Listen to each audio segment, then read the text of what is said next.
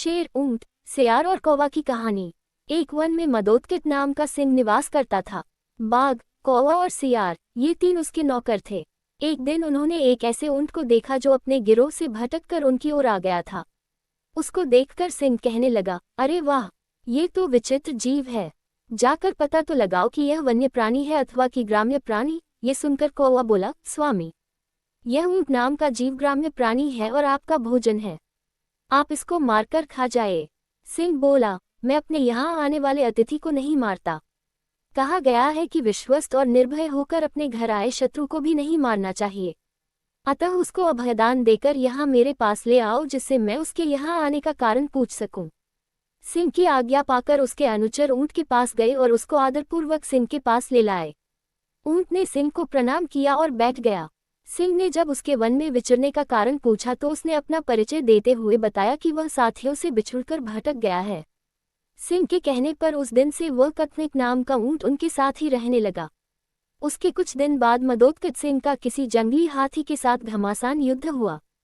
उस हाथी के मूसल के समान दांतों के प्रहार से सिंह अधमरा तो हो गया, किंतु किसी प्रकार जीवित रहा, पर वह चलने फिरने में अशक्त हो गया था। उसके अशक्त हो जाने से कौवे आदि उसके नौकर भूखे रहने लगे। क्योंकि सिंह जब शिकार करता था तो उसके नौकरों को उसमें से भोजन मिला करता था। अब सिंह शिकार करने में असमर्थ था। उनकी दुर्दशा देखकर सिंह बोला, किसी ऐसे जीव की खोज करो कि जिसको मैं इस अवस्था में भी मारकर तुम लोगों के भोजन की व्यवस्था कर सकूं। सिंह की आज्ञा पाकर वे चारों प्राणी हर तरफ शिकार की तलाश में घूमने निकले। जब कहीं कुछ नहीं मिला तो कौवे और सियार ने परस्पर मिलकर सलाह की। श्रृगाल बोला, मित्र कौवे, इधर उधर भटकने से क्या लाभ, क्यों न इस कथनिक को मारकर उसका ही भोजन किया जाए। सियार सिंह के पास गया और वहां पहुंचकर कहने लगा, स्वामी, हम सब ने मिलकर सारा वन छान मारा है, किंतु कहीं कोई ऐसा पशु नहीं मिला कि जिसको हम आपके समीप मारने के लिए ला पाते। अब भूख इतनी सता रही है कि हमारे लिए एक भी पग चलना कठिन हो गया है। आप बीमार हैं, यदि आपकी आज्ञा हो तो आज कथनिक के मांस से ही आपके खाने का प्रबंध किया जाए। पर सिंह ने ये कहते हुए मना कर दिया कि उसने ऊंट को अपने यहाँ पनाह दी है, इसलिए वह उसे मार नहीं सकता।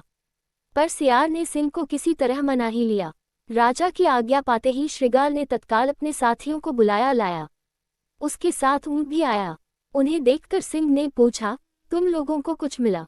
कौवा, सियार, बाघ सहित दूसरे जानवरों ने बता दिया कि उन्हें कुछ नहीं मिला। पर अपने राजा की भूख मिटाने के लिए सभी बारी बारी से सिंह के आगे आए और विनती की कि वह उन्हें मारकर खा लें।